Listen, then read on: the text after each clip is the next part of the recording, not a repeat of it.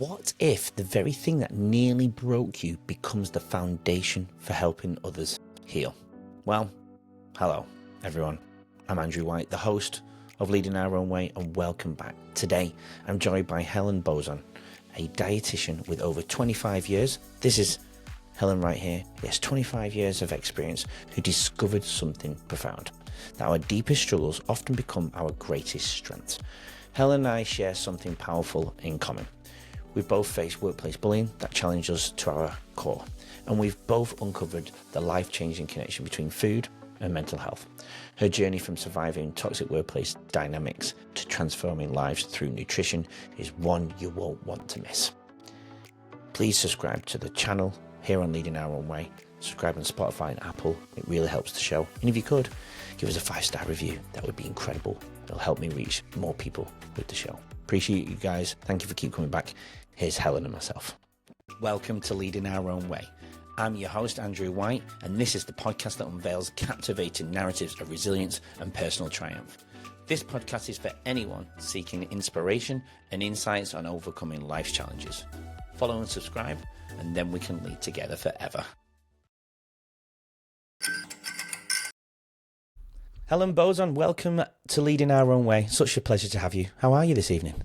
Amazing. Thank you so much for letting me jump on and have a nice chat. Looking forward to it. No, thank you. The honour's all mine. And I owe you another thank you because we've done a little bit of work together in the last few weeks as well, haven't we? Just a wee bit. Sorry, go on. Sorry, we were just talking about an email that came through saying how they watched the recording of our chat online and how they enjoyed it and wanted to actually purchase your book. Oh, that's such a pleasure, such an honour as well that somebody wants to buy my book. I don't think anyone buys it anymore, if I'm honest. So that's nice.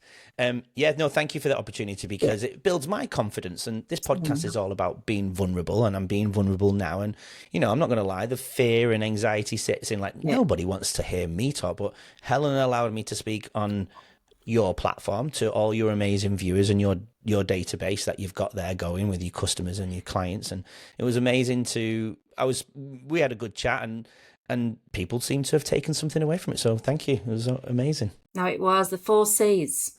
The 4 C's. C's. My viewers know what the 4 C's are, I think, if they've tuned in many times. I've spoken about the 4 C's of contentment. I kind of stole it from somewhere else and then just put my own little mayonnaise on it. But I like it. We talk about happiness and contentment. On that note, then, are you content? Are you happy? Do you see the difference? I am, particularly in the last year. Yeah. Why? I found myself. It's unreal. Why the last year? What's changed for you to be? What would you say? Let's go with. Are you content then? Yes, 100%.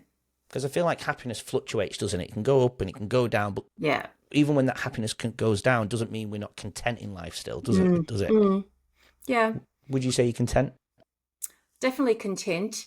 And just personal growth, raising personal standards, not putting up with certain things in life.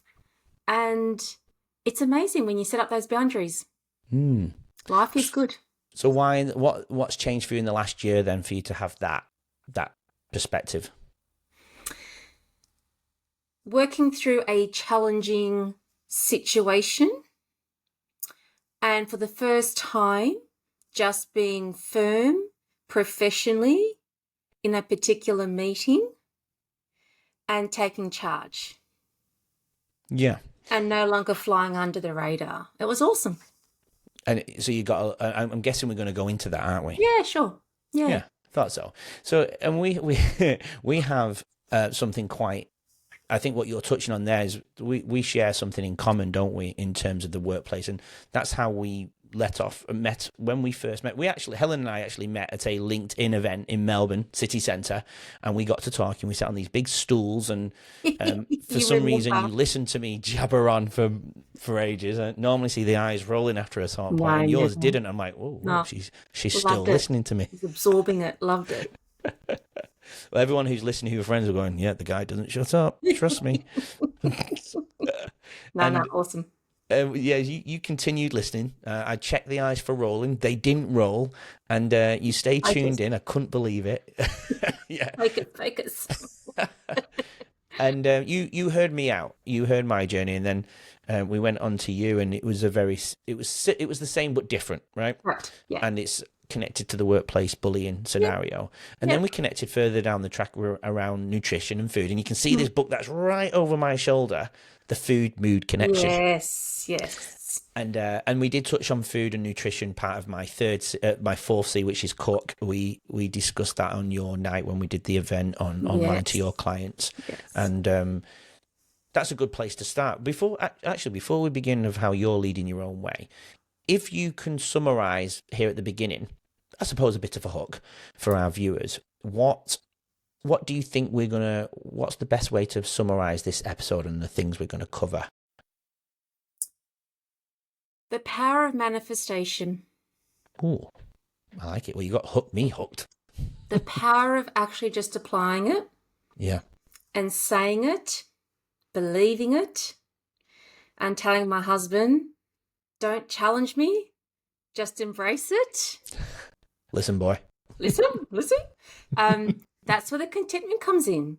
Because I always said by the age of, and I'll say the journey in a moment, down the track, but by the age of 52, I wanted to have a caravan and travel and work. I tried to achieve that when I was 51. It fell in the heap. 4 weeks after I turned 52, the caravan with a red bow, and we go away. And that's where the contentment comes in, because the balance is there. Yes. As a result of that personal growth. So yeah, well, it's all about that. And some people listening, we talk about manifestation and visualization quite a lot now, don't we? In the modern, we hear about it a lot, and it's something that I've discussed many times, and we've spoke about from one of the books that I read, The Source. It's a book called The Source from the neuroscientist Dr. Tara Swart, and she talks about it, but she obviously brings a lot of the science into it about rewiring the brain, neuroplasticity, training your brain to think in that direction, and your subconscious thoughts and decision processes tend to go down that road when you manifest it. It's not just going, right, I'm going to write a check, put it on a wall. I want $1 million, so therefore $1 million is going to appear in my bank. It's just for those who are questioning, it's not anything like that. It's about going deeper with your body language, your mindset, training your brain to think. It's like I've got my TEDx talk here, and it's there constantly. And I'm probably, fear is probably setting in. It's probably holding me back slightly, but it stays there. I'm training my brain. I've done event speaking already. I was nervous. I got over it and I was good at it. Then I did your event. I was nervous, got over it, and I knew, and then you know what I mean? And then you've asked me to do another speaking event. And I'm like, where do I sign up? Let's do it. And it's just little things like that, isn't it? It's chipping away and putting yourself on, sometimes through uncomfortable situations, you get stronger. And that's why these things then tend to happen, because people are walking down that track and not going in the opposite direction. Do you know what I mean? Yep. And it takes being shown, giving it a go, experiencing that glimpse of, oh, this stuff actually works. 1%ers. And you need that with everything. Yeah. And I say that to my clients as well. And when you get a taste of it, you just go, ooh, this can be a bit scary. But then when you embrace it and you keep going, it's awesome. It's like, it's climbing a mountain, and when you get to that mountain, you see the bigger mountain in the distance. You go, well, I've just done that one. I can at least give that one a shot. Absolutely. And it doesn't mean you're not going to fall down, because of course you are. Yeah, it's those and that's another very fashionable thing, those 1%ers, isn't it? But it's so true. I chip away, and I've really got myself used to being uncomfortable now. And when I get used to being uncomfortable, I become comfortable with the uncomfortable. Yeah. And then it's the next chapter, which would have felt 10 times harder if I hadn't crossed that one behind me. But you got comfortable, didn't you, though, Andrew? I did, absolutely. And then you find something else. That's what I'm saying, yeah. Makes you uncomfortable, yeah. Yeah, and you keep going, and it just gets easier, and then you look back and speaking in front of 5,000 people, that's all right, I'm on 10 now, you know? You've got to have that drive. There are people who just don't have that. They haven't been supported to think like that. They haven't been exposed to it. So they have sometimes a defeatist approach of it's too hard. I can't do that. And they've probably been told all their life that they can't. Yeah. keep life simple. So the environment is beyond. Even if your family unit's not ideal, you can still choose who you associate with or who you hang out with. That 3-5 people that you hang with. Yeah. My husband used to always tell me, you don't have many friends, Helen. I go, I don't need 20 friends. Just one good one. And he's the same now. Quality. It's quality. Absolutely. And if they pull you up and aren't leeches and don't drain you, then it's good. My my first business coach said to me, and this is, it's not being rude, but it's okay to be the dumbest person in the room. Oh, I say the same thing to the kids at school. Be the fool in the room. Yes. That's my saying. Be the fool in the room. Yes. Amazing. And it's okay. And so I've learned I don't know everything. So you learn from others. That's why I was hooked when you were talking at that LinkedIn meeting, because I love to learn about people's experiences as well. It's awesome. And that's why we're here tonight. Correct. Been a long time coming, hasn't it, Helen? We got here. We got here eventually. I usually start off with how you're leading your own way. You're doing a few amazing things professionally since that year has changed. Sure. Talk to us about how you're leading your own way now then. Yeah, absolutely. So there's 2 core things that I do. The last 25 years have a private practice as a dietitian, and I'm a one-man show, and I've learnt how to do that and hope I'll be able to run a full-time workload on a part-time basis. But what I love about it is I help people make food their friend and stop dieting and reduce the guilt and increase the emotional control. I love it. So that's my passion around the dietetic business. So not very clinical. Don't ask me about which food has vitamin K and how much. Don't know. Yeah. There's apps that can tell you. I'm more around the coaching to make that change. Learn to eat a little of everything guilt-free. And over the years, I've always helped people with their business to achieve the same result that I have. Be able to run a full-time workload on a part-time basis, but better service the clients. So then with the situation during COVID that happened, I went, I need time out. Took a year off, regrouped, did another business coaching opportunity of a course, and now I formally teach consultants, business owners, small, medium enterprise businesses how to leverage from their expert knowledge to work 20 hours less, double their income, and better service their clients. So I now have a business hat, which is nice. So I can help people with their health and their wealth. So it's a nice combination, because you need both for ultimate health. Otherwise, if we're chasing our tail, the stress doesn't suit the body. So we need both health and wealth to achieve what you need to achieve. And I'll put everything in the show notes, like your links and everything, to direct people to you. What are your businesses called then? Really innovative name. HelenBauzon.com.au. I like it. So it's easy. Really innovative. I'll make a note. I've got one link to put down, helenbauzon.com.au. .au, was it? Yes. Okay. So really innovative, yeah. I'm going to put that on there now, then, so I don't have to search for it and add it in later. There we go. Company name's a different name, but that's what I use. Helen, what was it again? Helen Bauzon. at... Oh, no, sorry, .com. Yeah, .au. I was putting an email address. Why was I doing that? Anyway, there we go. Really innovative. So, tell us some scenarios then in terms of what your clients look like. I don't mean physically look like come to you seeking help in terms of the diet then, because food comes up in this podcast very a lot, because it is one of the 3 things that I think is the root cause of mental health decline, brain health decline. Yeah. We talk about food quite a lot. I've had health coaches on here, I've had neuroscientists on here, and wellness coaches on here, and neurologists and so on. We bring up food quite a lot. Yeah. Alzheimer's, I've had an expert on Alzheimer's on here as well. Huge.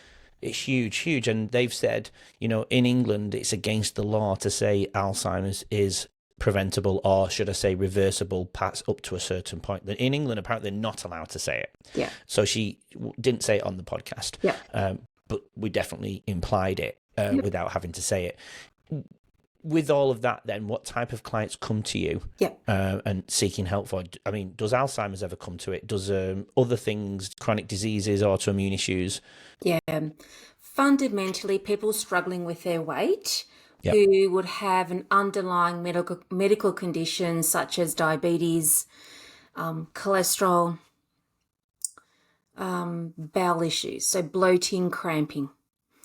That would be, and weight loss surgery I specialise in as well. So they're the kind of clientele that I would see. And then I work closely with a naturopath. Then I would refer on for that more clinical support to go down the path of more natural remedies to manage. Like I've just referred someone for stress management to review the hormones and adjust things. Yeah. So yeah, that's the kind of clientele that I would get in the clinic. And just this, I know what to do, I know what to eat, but I struggle to do it consistently. I lack motivation. I can't keep to it. I've been doing really well for 2 weeks and I've lost nothing. That's the kind of clientele. They're raw issues, tip of the iceberg. Yeah. Then I just peel the layers. Yeah. We could change everything. We could exercise till we're blue in the face. We could probably eat the best food, but if other things like chronic stress is still in someone's life, you're still not going to lose the weight, are you? Because cortisol is a huge problem in chronic stress, and if that's around, you're just never going to, because it's just going to sit there, isn't it, in that belly area in particular. And if you could still be looking quite good, but if you've got that visual fat inside around your organs, that's still going to cause those other issues and chronic diseases and cardiovascular disease and all that type of thing. It's a huge problem, isn't it? So have you seen, obviously I know you're not in a position to diagnose and stuff like that, but have you seen through your advice and referrals to other people and feedback through the change of food, things like cholesterol and diabetes be reversed without having to go down the medication route? Maybe have you ever seen anything like that, or as in your clients, have you ever got feedback, or you know what I mean? If we catch it early enough. So my knowledge is from having diabetes, there's like a 5-year window from my knowledge where we can put it to sleep, meaning still there, genetically still there, but you could eat what you want and so forth, and your sugars wouldn't go outside the normal range.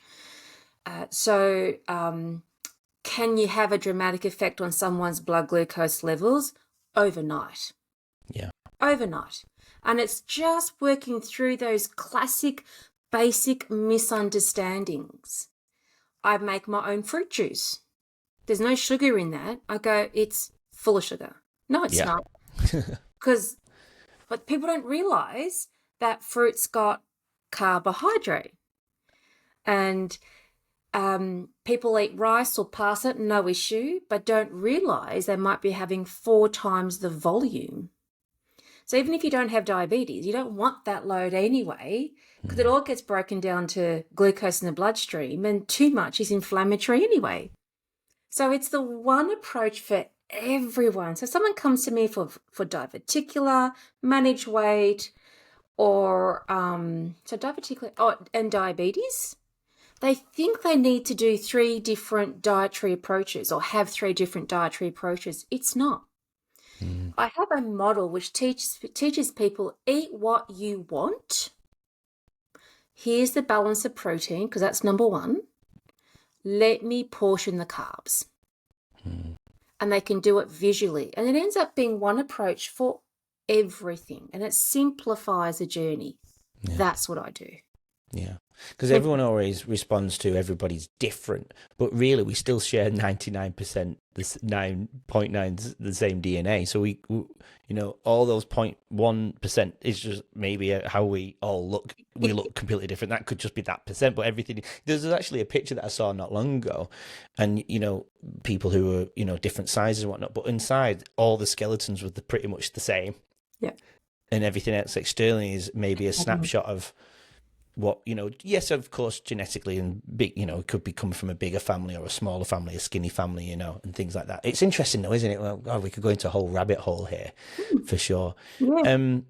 So with you and your journey then, why did you go down this particular route with food? Interesting. I remember I have a great background. My parents migrated when they were in 18, 19 years of age. They lived in Paran, next door to a Jewish couple who ended up being my surrogate grandparents. Wow. Beautiful couple, Ruth and Harold Webster, beautiful. And we were talking once, and I can visualize it as I'm telling you the story. We're at the dinner table. They came over for our usual catch up multiple times in a year. Helen, what would you like to do? I said, well, I want to help people, but I don't want to do nursing or medicine. I don't have the brain for that. And I like food. And Harold said to me, have you thought about becoming a dietitian? I went, I have now. Yeah. So I was in year 8 or year 9. Year 7. So I organised some student experience. What's work experience? At Dandenong Hospital. I rang up the hospital, organised it myself, spent a week there and loved it, and I was sold. Nice. And everything I studied was leaning towards the path of becoming a dietitian. So that's how I came across dietetics, the way I practice and using the non-dieting approach is also because of personal experience. Having distorted eating, having issues with people commenting, making me feel vulnerable. I'm so passionate about helping people achieve the same freedom that I have around food, body image, so it doesn't hold anyone back. So that's how I've molded my practice to suit my brain cells because I'm not clinical. And I always say the best coaches are those who've been there themselves and can relate to it. Yeah, I have to agree. I love it. I just love it. Yeah, no, I have to agree. So, have you ever had any experiences then with food, negative? Or have you? Yeah. What negative have you had with food? I thought I looked okay. I'm short. I'm strong. I'm toned. I'm now 53, nearly 53. Different story, but still pretty good. I remember my grade 6 teacher. I thought I looked awesome. Nice petite little waistline, strong. And he said, oh, Helen, I wouldn't wear jeans. You look much thinner in skirts. I went, okay. That's a bit weird. Thought I looked okay. Obviously, he didn't think anything of it. And then from there, it's such a pivotal point for me. My family had no issues, but aunties will always comment about my weight because it would fluctuate because I became a bit of a binge eater. I would closet eat. I would plan. I would purchase things and just hide them in my room and just binge on it. And it's all about the emotional toll of feeling self-conscious. Year 10, a boy said, Helen, you would look really good if you lost some weight. Oh. I know, when someone says I can't, I always show how I can. So I went, okay. So I went on a exercise frenzy, I love running, ran every day, ate just vegetables and dropped a lot of weight and looked awesome. Lean, 6-pack, loved it. Went to the beach. Someone goes, oh, Helen, you're too muscly. I'm thinking, you can't win. It's hilarious, yeah? So why is all this happening? Because the universe is saying, sort yourself out, make a difference in the world. Here's your experience. But at the time, you sink in the sand. And then in my early 20s, I used to socially isolate myself because I felt so uncomfortable. Then I received some support. And I only took 1 or 2 sessions, and it just clicked how to break that dieting mentality. And then I was off. So that's where Harold said, have you thought of dietetics? And then it's well, Helen, you don't know it yet, but you're going to be teaching people how to break the diet cycle and feel free with their body and be who they are through, primary school, high school. And then by 23, 24, I had sorted myself out. So from that point then, what did you tend to stick with in terms of eating then? Oh, I just eat a little of everything. I can see a picture back there of me being a DAG in clinic, and I tell people to bring chocolate. This The one? other one, the one higher up. Oh, the smell. Yeah, I'll talk about that one in a minute. Oh, yes. But the chocolate one. I have Yes. clients bring chocolate or their favorite food, yes, to clinic.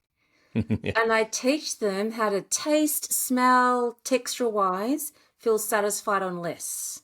Yes. Once they just see chocolate or cake just as food. The guilt goes down, emotional control goes up, and then I always say, you're allowed to eat when you're not hungry. You're allowed to eat when you're bored. You're allowed to eat when you're frustrated. When you do it guilt-free, it doesn't impact your health because you don't feel like you've mucked anything up. You've stopped trying to be perfect and you stop starting again on Monday. Yeah. And that's the cycle that I go through.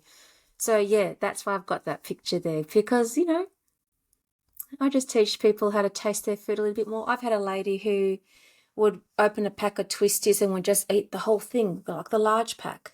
Beautiful. I went through that cycle of information, 2 or 3 sessions, and then she said, Helen, I can't eat twisties anymore. I said, what's happened? I realize it's just the crunch that I like. When I actually taste it, I don't enjoy it. I don't need them anymore. Yeah. That's the result. So, yeah, it's unreal. I love it. It is, yeah. I went through when I was really down mentally and coming out of some, toxic work environments. I didn't turn to drugs and alcohol, and I didn't go to that side. But I was pleasure eating. I was eating, big blocks of chocolate, big bags of chips here in Australia that are massive, and I would do that till 2, 3 o'clock in the morning. Bottles of Coke because I didn't want the next day to come. And I'm just putting all, you look back at it now with the knowledge that I've got. I feel like I was so pre-diabetic, if not already diabetic, but I just reversed it at the right time. Maybe I didn't give it long enough. I don't know. I never did any checks, but I was putting the amount of sugar, and I do now feel sugar is the root of all evil, not money. I feel like sugar is the root of all evil. That those 2 compounds of glucose and fructose that's embedded in that refined sugar that we get on that's just inflammation in the body, left, right.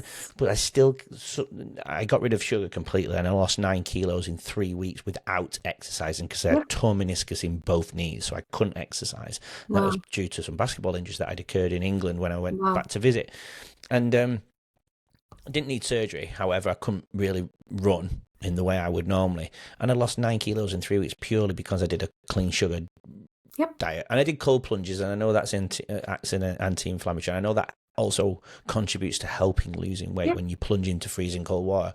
So with all of those mixed together, I don't know which one was the answer, but I believe it was probably a mixture of everything. But I lost 9 kilos in 3 weeks and got this 21-year-old body back at the age of 39, 40, and I'm like, whoa. So all I needed to do was a few little light weights to build up my strength, and straight away I'm toned. And I'm back to being this athlete, not as fast as I was at 21 or 22, but and I've done it on my Substack. I've wrote my newsletters around when I come out of hospital, when sepsis shocking, and my body's over my belt, my stomach's over my belt. It's all there for see. And then I've done a comparison, and I hate it when people usually do it, but I had to show the growth and where I'd come from and to. And the transformation was absolutely insane. But more importantly, the symbolism for me was more around the mental side. I was happy. I was content about where I was at. And the byproduct of that was, feeling amazing. But again, looking good behind the closed doors of my bedroom. I just look good. I don't go around the beach going, hey, look at me or anything. You can. Well, I suppose I could have done at the time. I've lost it since because I've introduced sugar slightly, but I live by that 80-20 rule. When I'm having a nice movie night, I'll lash out on some chocolate, right? I'm not one of those who can't do it ever. but I know I can know. Mm. And I feel like that's the key. But sometimes when I'm dipping, I do, even with all this knowledge of the podcast, the bit that I'm experiencing now, I go, I want that sugar, and I can smell the chocolate in the cupboard. I'm like, I want that, and I'm the worst for it. But when it's not in the house, I can totally live without it. And it came to a point where I'd walk down the sugar aisle, the chocolate aisle at the supermarket, and not want to go down there. I loved it. I just loved how I felt. Anyway. Well, it's scary because sugar is more addictive than cocaine. Yeah, I can totally see it. Well, I've never done cocaine, so I don't know, but sugar, yeah, I do believe it's the root of all evil now. Yeah. So if people haven't seen it, the sugar film is a must. Yeah, I think you've said this to me before, actually. The sugar film. I got my children to watch that. They're now 18, 19, 21, 22, but the sugar film. Yeah, I'm going to write that It is down. a simple explanation. And I like it because it's simple, it's practical, it's how I educate as well. And it really shows someone going through that journey of raw, clean food, adding sugar, vomiting up, then becoming dependent, and then vomiting back as a detox process occurred, and how quickly medical issues arose. Yes. So, it's a great film. If people haven't seen it, definitely jump on the sugar film. Yeah, I will do. And it's funny you bring that up as well, because I showed a video clip of how ketchup was made to my son. He wouldn't touch it. Yeah. Again, okay, he's touched it since, but weeks, as an 8-year-old, it's pretty hard, but for weeks, about a month, he was like, I'm not touching that. So I know I can have some influence, and as he grows older, he'll have that knowledge. He can just choose to put better things into his body. You know? Yeah, it's amazing. Absolutely. Right. Well, that's pretty interesting. I love all that stuff. We could have a whole episode on all of that, really, couldn't we? We should definitely come back to that. But it's about you, your journey. And I think we do need to start going into your journey. But let's paint that picture before we get into that, where we do have some more things in common in terms of the workplace. Sure. So from that point, then we'll grow up in Melbourne. Just paint a little bit of picture. You grew up in Melbourne.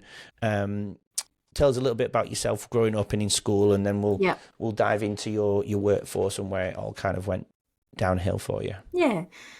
Loved my childhood. So Greek background, very traditional Greek parents. My upbringing was in the Greek community, we celebrate names days, which represents a god, more than a birthday, particularly for the dads. So we would often just meet up at our cousin's home. You know, the classic Greek spread of food to feed 40 people kind of functions. Love it. Picnics at Sorrento, Mornington with the esky full of meatballs and baklava and all that stuff. It was good. Family of 3, so I'm the youngest. My brother and sister are really quite tall. I'm up to there on them. So I have the running joke, by the time they got to number 3, they ran out of genetics. So I'm on the shorter side. And I was 20. So upbringing was good. School was great. Because I was always shy and a little bit of an introvert, I struggled with friendships a little bit in a bigger group.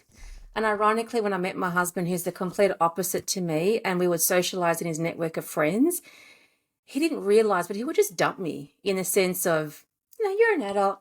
I've introduced you. You should be okay. And I'm going, no, I'm not. Come back. What are you doing? So that was my vulnerability, I feel, from my distorted eating and then all those issues. But outside that, I had a really good, fun, loving upbringing.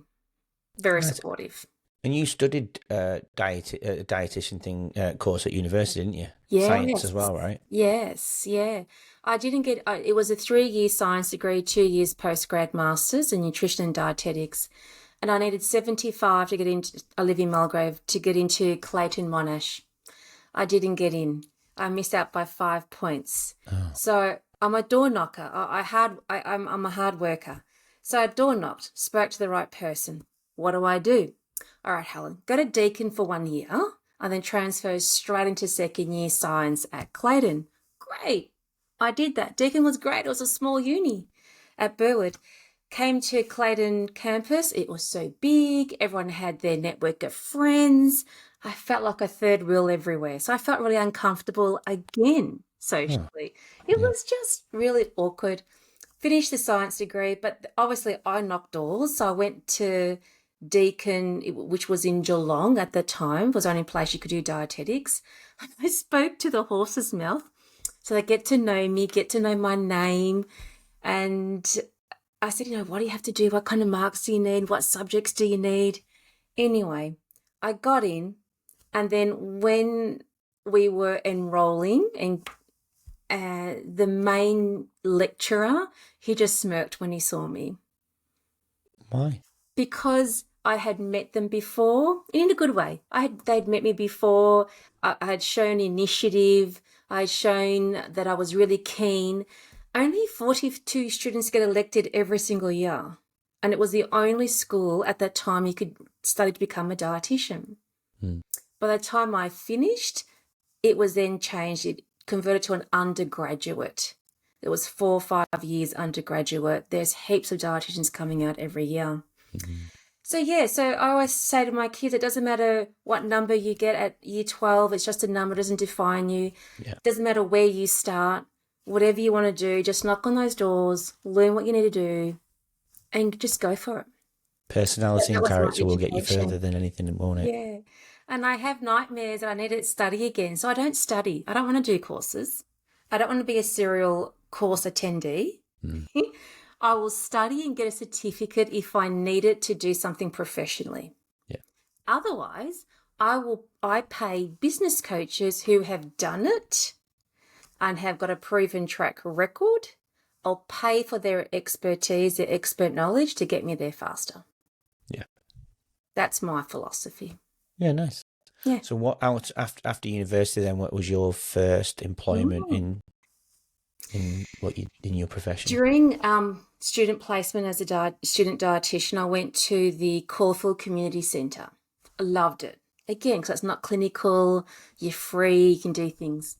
Right next door was the International Diabetes Institute. You need 7 years experience to even get an interview. Wow. I was lucky.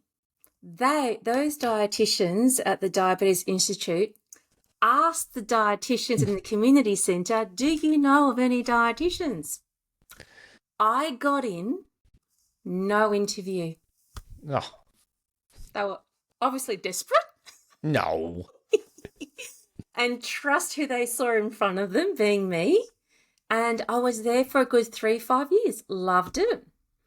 And then I felt like I was being held back because others had more experience.